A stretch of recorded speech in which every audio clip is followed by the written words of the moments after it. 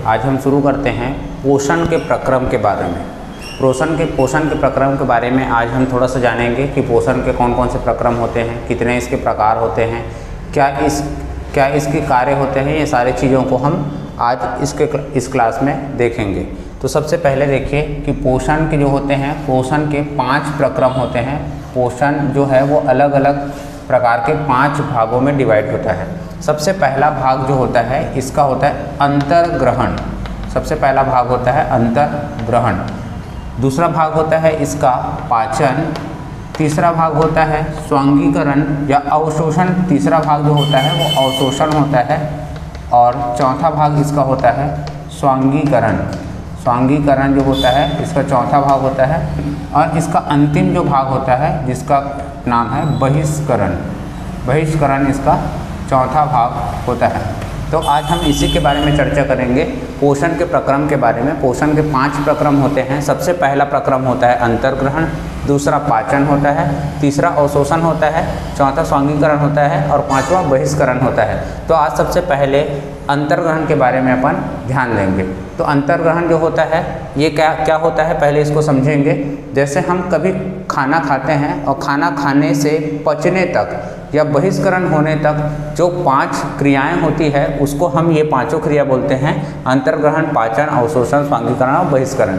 तो सबसे पहले अंतर्ग्रहण जो होता है वो क्या होता है, मतलब यदि किसी भोजन को या हम जो खाना खाते हैं या कोई भी चीज़ हम खाना खा रहे हैं उस खाना को ग्रहण करने की जो क्रिया होती है वो अंतर्ग्रहण कहलाती है। एक बार फिर से सुन लीजिए, जो अंतर्ग्रहण जो होता है वो क्या होता है, मतलब कोई भी खाना जो हो रहा है या कोई भी चीज़ अपन खा रहे हैं उस खाने को मुंह तक ले जाने में की जो क्रिया होती है उसको अंतर्ग्रहण कहते हैं। इस अंतर्ग्रहण की जो क्रिया होता है शरीर के अंदर खाना को ले जाने की जो क्रिया होती है वो अंतर्ग्रहण कहलाती है। इसमें कुछ जो हमारे शरीर के भाग जो होते हैं वो मदद करते हैं। सबसे पहला भाग जो होता है, जैसे हाथ जो होते हैं वो मदद करते हैं। स्पर्शक जो होता है, स्पर्श मतलब जो हम किसी चीज़ को टच कर रहे हैं वो मदद कर रहा होता है। हमारे आँख जो होते हैं वो इसमें मदद करते हैं। भाई किसी भी खाना को खाओगे तो देख के ही तो खाओगे ना, क्या चीज़ खा रहे हो, तो आँख भी इसमें मदद करता है।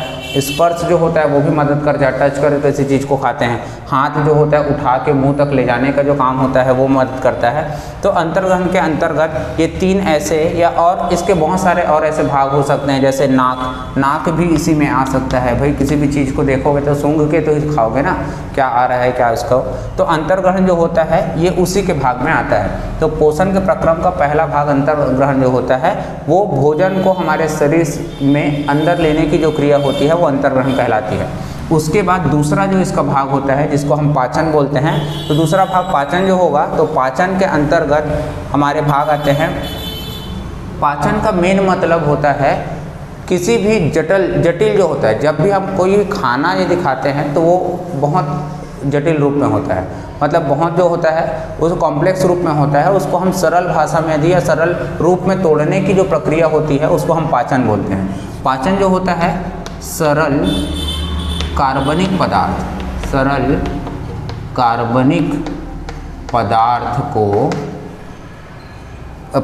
में तोड़ने की प्रक्रिया है ना, तोड़ने की प्रक्रिया जो होता है वो हमारा क्या कहलाता है, पाचन कहलाता है। पाचन मतलब जब भी हम कभी कोई चीज़ लेते हैं, जैसे मान लो हम कोई खाना खा रहे हैं या कोई भी चीज़, जैसे मान लो हम भाजी के रूप में पत्ते यदि खा रहे हैं तो पत्ते जो होते हैं उसमें बहुत कठिन, मतलब उसके जो कोशिका भित्ति होती है वो सेलुलोज की बनी होती है। तो ये बहुत क्या बोलते हैं, जटिल प्रकृति होती है, जटिल प्रक्रिया होता है। तो उस जटिल प्रक्रिया को सरल तोड़ के सरल बनाने की जो प्रक्रिया होती है उसको हम पाचन कहते हैं। पाचन जो होता है वो हमारे पाचन सिस्टम, जब मनुष्य के पाचन तंत्र हम पढ़ाएंगे तो उसके अंतर्गत हम देखेंगे कि कौन कौन से भाग में कौन कौन सी चीज़ का पाचन होता है।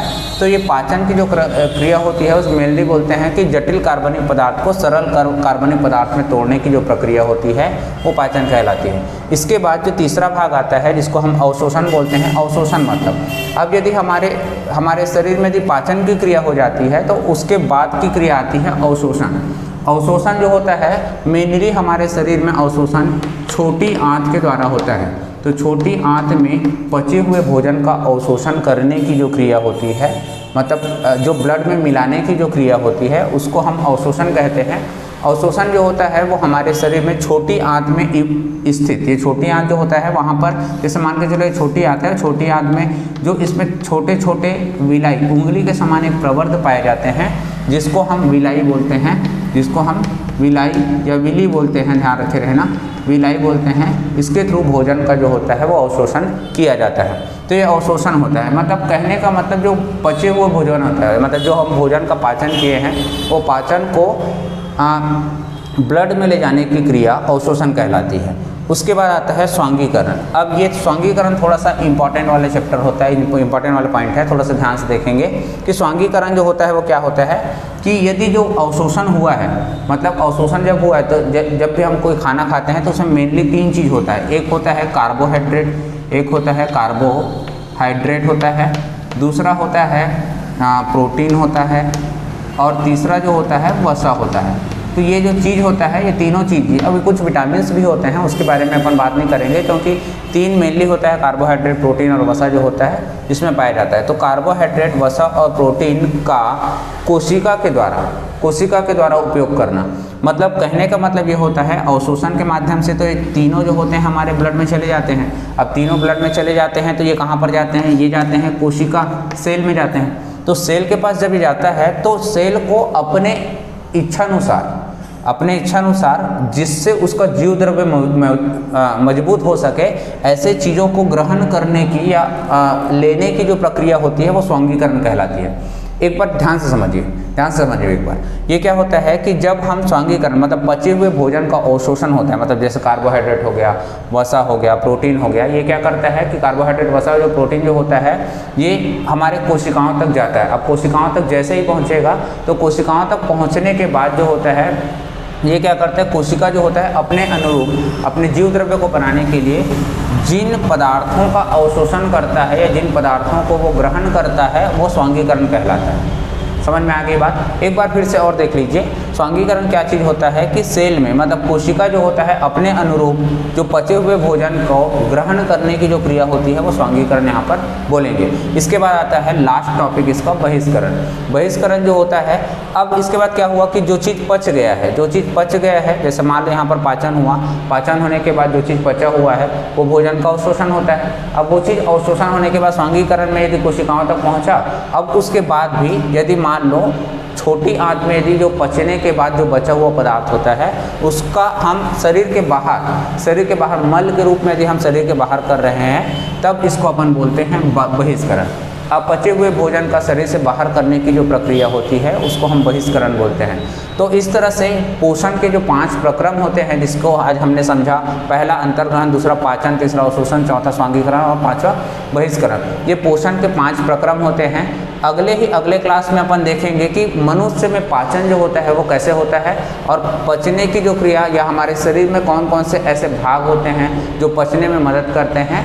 तो इन सब चीज़ों के बारे में हम अगले क्लास में बात करेंगे। तब तक के लिए गुड बाय।